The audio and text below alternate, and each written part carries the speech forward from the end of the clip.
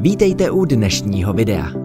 Jízda vlakem nemusí být vždy nutně otravná a nudná. Ostatně ve světě najdeme železnice nabízející překrásný panoramatický výhled do krajiny, vedoucí těsně nad hladinou moře nebo překonávají brutální převýšení. Pojďme se tedy dnes podívat na 5 nejúžasnějších železnic na světě. Tak se pohodlně usaďte a začínáme. 5. místo. Meklong Railway Market.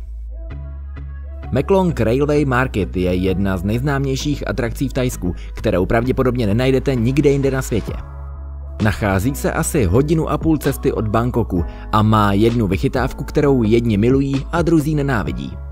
Toto místo je zvláštní tím, že se přímo na vlakových kolejích nachází trh s ovocem, zeleninou, rybami a všelijakým jiným zbožím. Vlak tedy projíždí hustě osídlenou oblastí, kdy místní rychle sklízejí své stánky, aby mohl projet. Vše je vypočítané na milimetry přesně.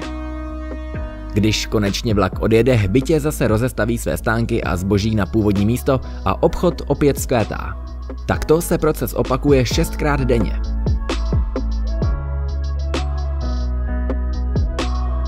4. místo. Pilatusbahn. Nejstrmější železnice světa se sklonem trati až 48%. To je Pilatusbahn ve Švýcarsku. Dolní stanice se nachází u Lucernského jezera v obci Alpnachstad a horní stanice leží těsně pod vrcholem hory Pilatus v nadmořské výšce 2132 metrů nad mořem. Vrchol hory Pilatus pak turistům nabízí jedinečný pohled na Lucern a Lucernské jezero. Zdejší ozubnicová dráha funguje od roku 1889, kdy na 4 kilometrech překonává převýšení 1635 metrů. Pokud vás tato zubačka zaujala, letos už ji bohužel nestihnete. Jezdí se pouze od května do listopadu. Trať totiž v zimě zapadá sněhem a údržba sjízdnosti v horních úsecích není prakticky možná.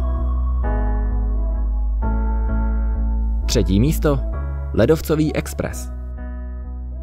Ledovcový expres není jen nejslavnější panoramatickou železnicí, ale také nejpomalejším rychlíkem světa.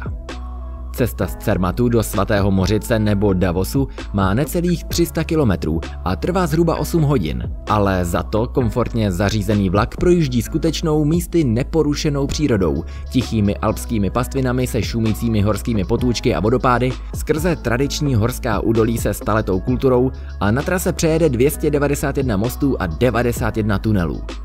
Vy si tak můžete přímo na sedadle vychutnávat lahodný oběd, zatímco budete mít panoramatický výhled do krajiny.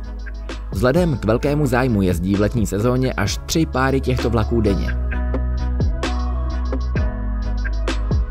2. místo. NDV Railroad. Abychom zde neměli jenom krásné železnice vedoucí dechberoucí krajinou, pojďme se podívat na jednu z nejhorších, nejkřivějších a nejméně udržovaných železnic na světě. Tato 93 km dlouhá trať vedoucí z města Woodburn v Indianě do Liberty Center v Ohiu mluví sama za sebe.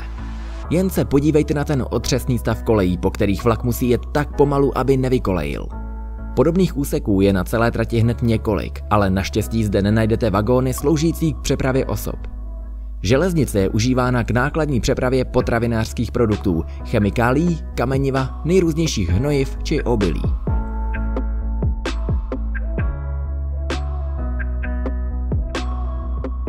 1. místo. South Devon Railway.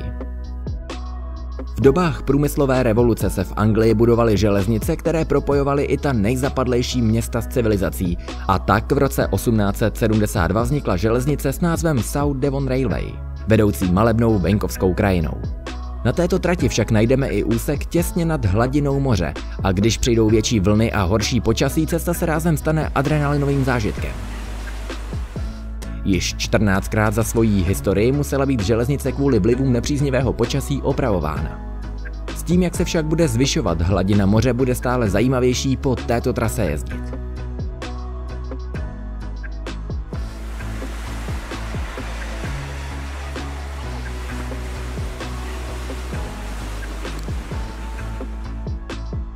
Děkuji, že jste vydrželi až do konce. Pokud se vám dnešní video líbilo, rozhodně nezapomeňte dát like nebo odběr, aby vám už nic neuniklo. Já se s vámi pro dnešek loučím a vidíme se zase brzy u dalšího videa.